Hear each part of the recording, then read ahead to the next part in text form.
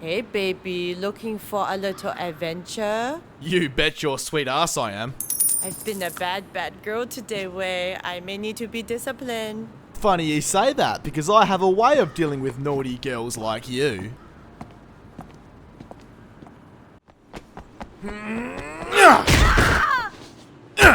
I know how you like it rough, you naughty little tart.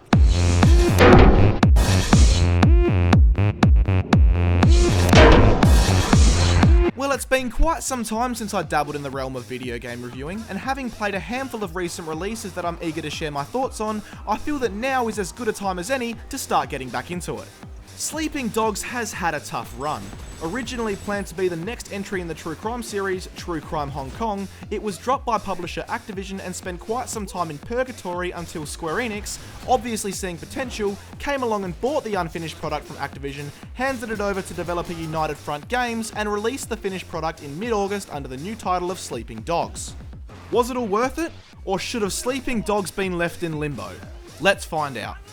Yeah, alright, come the fuck on! The story in Sleeping Dogs follows protagonist Wei Shen, an undercover cop in Hong Kong tasked with bringing down a well-known triad organisation known as the Sun On Yee from the inside out. What transpires is your typical undercover cop storyline that many would have more than likely already seen in movies. However, that's not saying that the story is bad. In fact, it's quite the contrary. I actually really enjoyed the story throughout Sleeping Dogs. Being undercover, Shen is forced to continually juggle his loyalties between both his law enforcement and triad comrades, and his growing struggle to do so is conveyed exceptionally well throughout the game, with Shen becoming noticeably more stressed and frantic as he goes deeper into cover, and as a player you'll likely find yourself beginning to question where Wei's loyalties lie as the game progresses and the plot thickens, which certainly creates more than enough suspense to keep you playing, especially in the later stages of the game. Hey! You can't do this here! It's a fucking funeral! Goddamn police! Why don't you show some fucking respect, huh? The characters that present themselves either once or repeatedly throughout the narrative are utilised very well, and their interactions with Wei Shen and occasionally one another significantly add to the depth of the story, by forming some very interesting relationships that players will likely want to keep track of and see where things end up. However, sadly, some of these intriguing relationships get to a point where they're pretty much dropped with no further development. The relationship between Shen and Triad Thug Conroy is one such example of what I believe is a squandered opportunity. Additionally, I also found that often there were quite a lot of characters to keep track of, which at times felt like too many. There were a few occasions in which absent characters were mentioned by name within conversations between other characters, and I had no idea who the fuck they were, despite having been introduced to them previously. So if you're not very good at remembering names, you may be needing a pen and paper. Overall, despite those relatively minor issues, the story throughout Sleeping Dogs is well above average, and although it doesn't stray too far from what we may have already seen in the past, it still manages to maintain player interest and supports the gameplay rather well. Sleeping Dogs is an open-world sandbox game similar to the likes of Grand Theft Auto and Saints Row, and as such, players are given a large and densely populated world to explore and pretty much use as their own personal playground. The main quests that players will embark on involve performing various duties both for and with Shen's fellow triad members, which will have players fighting, driving, running and shooting their way throughout Hong Kong in a series of entertaining and most importantly, varied missions which actually remain fresh and enjoyable as opposed to becoming repetitive and dull as the game progresses. On the flip side, Shen will also aid law enforcement authorities in solving numerous cases throughout Hong Kong, with each case requiring a different approach to solve. These police missions served well as a nice change of pace from the usually far more aggressive triad missions, however, as a whole, they also felt a lot more dull, slow, and ultimately harder to really get into. That's not to say that every one of the triad missions was pure gaming genius either, with some missions just being downright boring, such as the ones requiring you to take part in half-baked karaoke minigames, or one mission in particular that had Shen playing the role of chauffeur and errand boy for his triad superior's fiancée. Relevant to the story, I know, but still boring as batshit.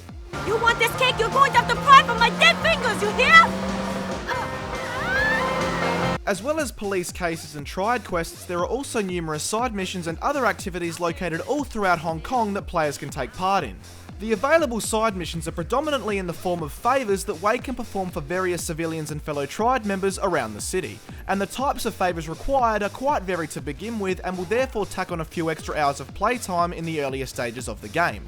They did, however, soon begin to repeat themselves, and as soon as I got that been there, done that feeling, I chose to simply ignore them in lieu of undergoing the more primary quests. When simply exploring their way through the large city of Hong Kong, players will be able to undertake various minigames or activities separate from the main and side missions. Players can visit fighting dojos to hone and learn new combat skills in exchange for jade statues scattered all over the city.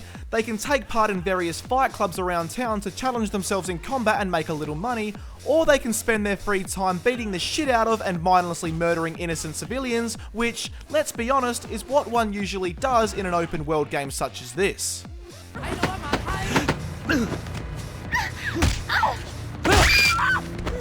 Other mini-games and activities include hacking various devices, lock-picking, safe-cracking, mahjong poker and more, but many of these are also featured in the primary quests from time to time, and as they never vary too much in style or difficulty, you'll likely find little time for them outside of the Triad and Police missions.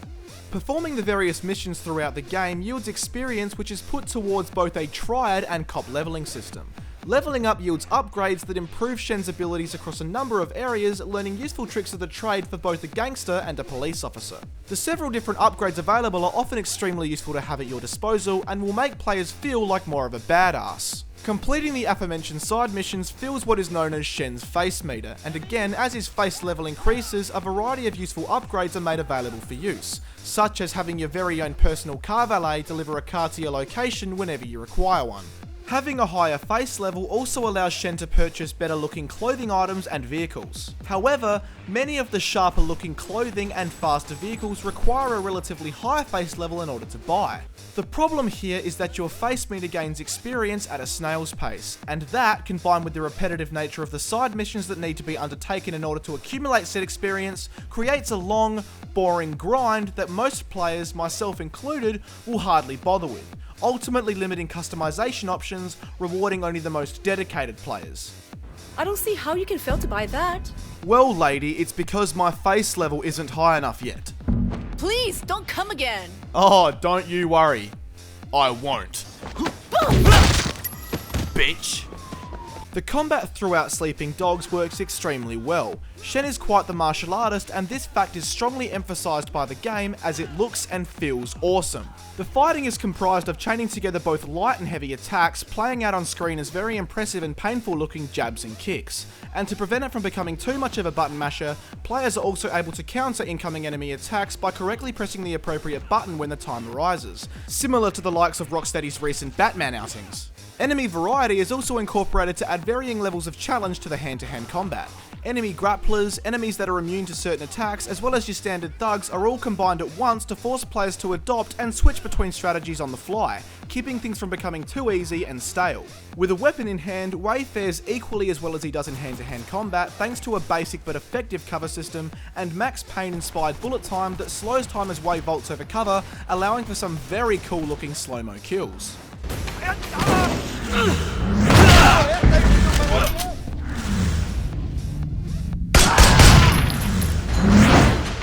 Fuck yeah! Each firearm feels very powerful to wield, and although they are much scarcer in Sleeping Dogs than they are in other similar open world games, it's fair to say that often, when a weapon is required, the right tool for the job is always close at hand. When it comes to getting around in Hong Kong, driving from point A to point B is a lot of fun due to the game's plethora of vehicles, many of which feature great speed and terrific handling, and this arcade style of being behind the wheel makes driving at breakneck speeds, weaving in and out of traffic and taking sharp corners like a pro an absolute joy. The sheer fun of the driving takes a lot of the boredom out of travelling to your next objective, and also makes taking part in the several available street races throughout Hong Kong a lot more appealing. Throw in the ability to slam aggressively into other cars with the push of a button, causing them to lose control and crash and burn, the ability to exit your vehicle and hijack another at speed anytime you wish, and the ability to shoot at enemy vehicles whilst speeding down a highway with the help of that aforementioned bullet time, making the resulting vehicle flips and fiery explosions look a hell of a lot more spectacular, and you have a driving system that delivers on so many levels.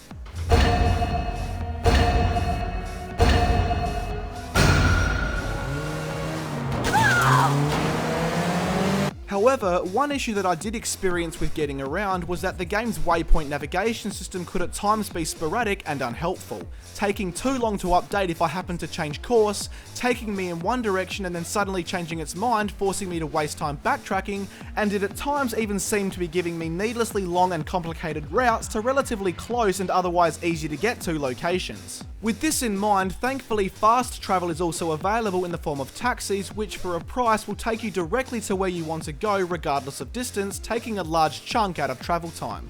Just be careful not to release that enter vehicle button too quickly.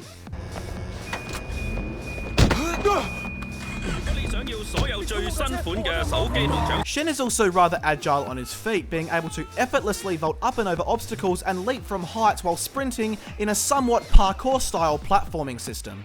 This platforming system also requires players to press the action button at the correct timing in order to effectively clear said obstacles and jumps at speed, keeping the player involved in the action as opposed to mindlessly holding down a button and watching the on-screen character move on autopilot.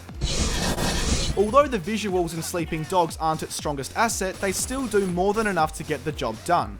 The fictionally created geography of Hong Kong feels alive, featuring very nice day, night and weather effects, and is brimming with colour and atmosphere. The game also featured solid in-game animation which showcased the combat very well, and the frame rate remained consistent throughout the experience. In contrast, however, character animations during cutscenes looked very artificial and unnatural.